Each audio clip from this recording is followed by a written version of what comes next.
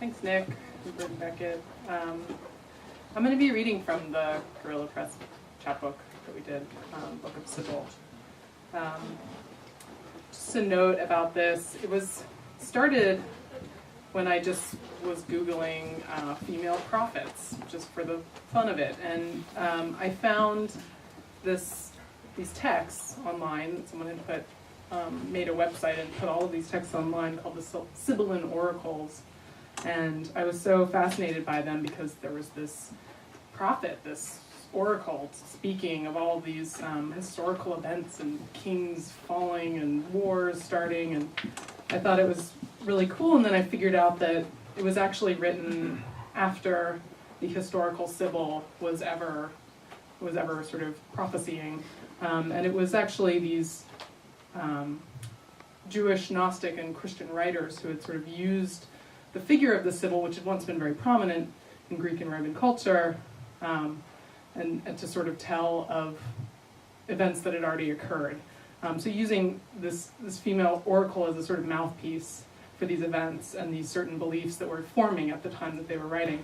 So I thought that was really interesting and very, I was sort of shocked by that somehow.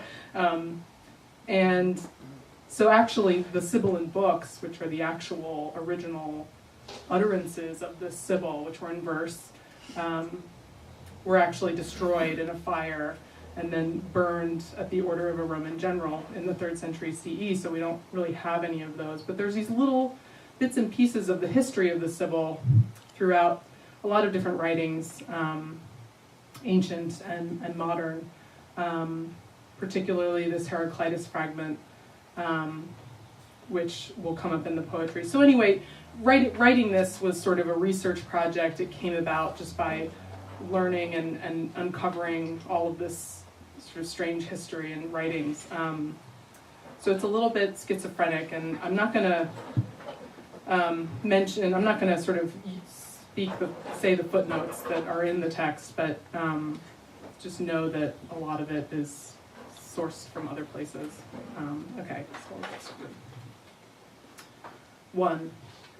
If the ears opened on a scene, and flooding in were bursts of cyan green, of bass and dream, thump and scream, and instead of garish as it should have been, its reception was supreme, can it be said a new religion?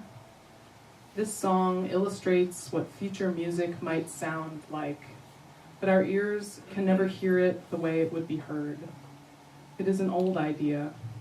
The ears of the God-fearers listened uncommonly well to words that walked around corners. Cautiously they bathed in hot water, and their luster-lust waned or grew. Hundreds of men and women watched as foam flew from the skin of words, resurrection, risen, and was reinforced at the seams into the chorus verse. Off in the distance, Delphi, its import, she wonders, the new music, hears tomorrow in her skin. 3. Platform of sound and light, a handmade rib cage welcomes thudding hearts, crafted for provocation, the curtain, no skin. Get lost, it seems to say. This show is always on. Oh, sweet oracle, you are a warm girl. And it goes without saying the power of her passionless spew. And the Sybil, with raving lips uttering things solemn, unadorned, and unembellished, reaches over 1,000 years with her voice because of the God in her. Burning their laurels and eating the ash. No priestess in Delphi had ever been so great, so beloved and possessed by God as she. She had prophesied with her mouth wide open, and no one had been able to endure the sight of her when she was filled with her God. 4. She has a vision of herself, married, which she is, another woman entirely, saying things. Where move far-stretching billows of the lake, of ever-flowing Acheron profound, ah, miserable woman that I am, what shall I be in that day? For I sinned, being busy foolishly about all things, caring for neither marriage bond nor reason, but even in my wealthy husband's house I shut the needy out, and formerly I knowingly performed unlawful things, and I pray thee now, make me to rest a little from my song. The verses used in the oracles are bad poetry, says Bothus. Soon we shall be finding fault with the Pythia, because she does not speak with a more thrilling voice than Glaus, the singing girl, or use costly ointments, says Serapion, petting Glaus's breast. Glaus speaks. The mature girl is a woman. The mature woman is elderly. Weathered to death will be. Better to flit and frip and open her mouth to omniscience, a vision behind the eyes of perceived wrongs and instant pleasure. Now speak. Or to be beheld behind a muting glass, mouth opening and tongue flicking, glory all braided into skin and flesh, past wise, into the real hallelujah, the girl, Yah. Oh, the girl, her threads are knotted in a friendship bracelet around her wrist, her volume uncontrollable over the promise of her belly and gangly legs. Ha ha, she laughs. Hoo hoo, she weeps.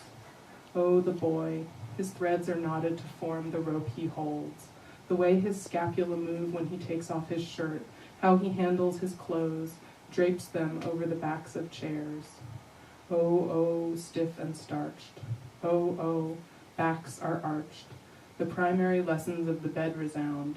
Who is lost and who is found?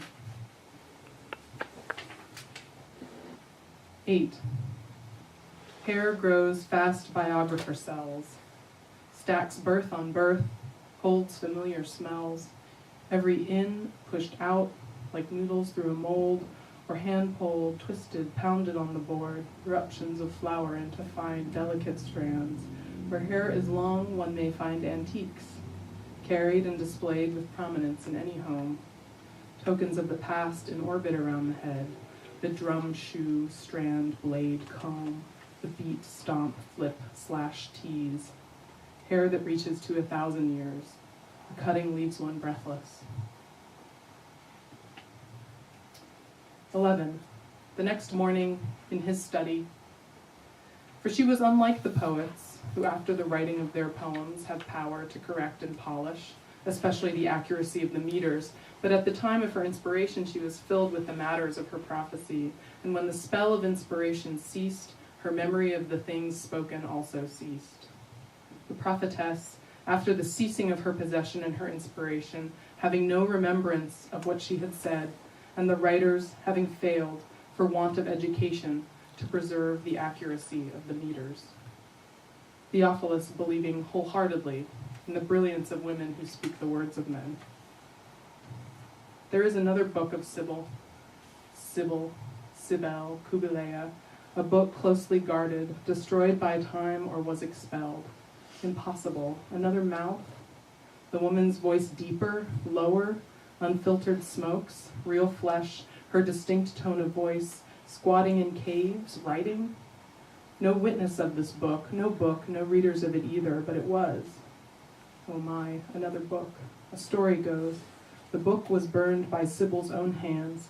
She destroyed its pages rather than be shortchanged by a cent. Bygone, all but gone, but gone.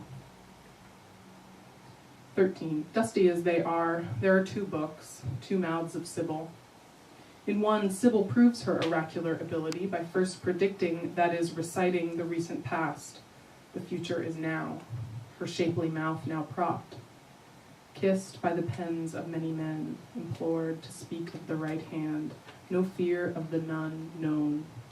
The other, sets arriving, a collar pulling, an eerie, a woman's mouth and tongue, an unknown. 17. I am not some frappish wife, to the mirror. I stood on the king's table and commanded the mother's return to the great city. My lips aged 1,000 years before I was kissed, and I wore no perfumes, carried no sense of squeal. My hips support one tunneled body, no reproductions for a true voice of God's, charm being another woman's means. She lies on the floor of the parlor sunk, waiting for matrons to carry her from her mind stage. 18. The Sybil, spoken through, commands interpretation, being neither like a man who states nor a dog who barks, but a mouth in between, joined with the harsh voice of the senses, fodder all, eager devout, devoid of spout. How does one buy a nipple who feels fed?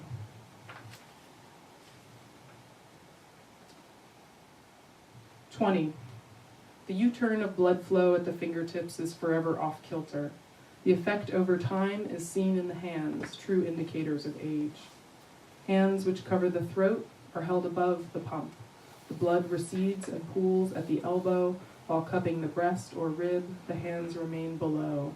Infinite flow. The hands' destructive potential tented. The desire for destructions, change, and becoming can be an expression of the overflow of energy being a force for the future." This from the hands of Nietzsche. She mutters words over the cutting board. The thwack, destructions. Thwack, change.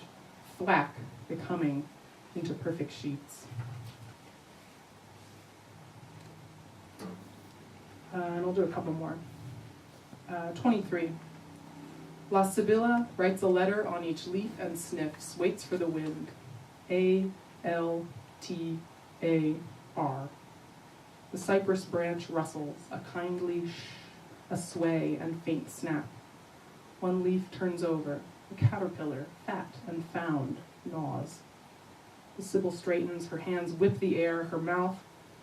"My Lord speaks, the tree shall be her stone altar's slow demise. The Lord arise and woman's wail obey. In strings of salt and spit a net will fall. Say, stand serene and speak the only truth. Put honey pots and black stones in the cellar. Disturb the sacred dirt of evergreens and turn her symbol upwards to the sun. Mother of lions, be the mother of lambs. For dark is the earth of Sybil's daughter, witch."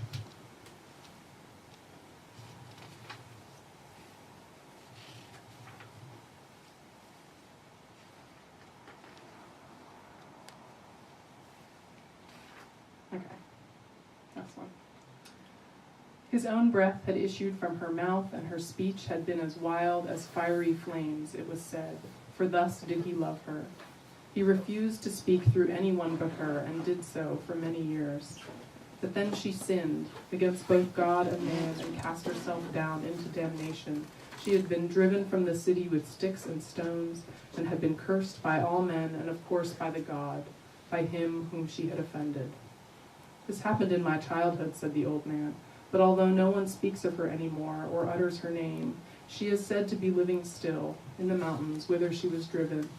And I don't doubt that it is true. One who has been in such contact with the divine must find it hard to die, with such power as must yet remain within her. One in whom God has once taken up his abode, he does not forsake, though he remains only as a curse. Seek her out, and you'll surely get an answer to your questions, though it may appall you."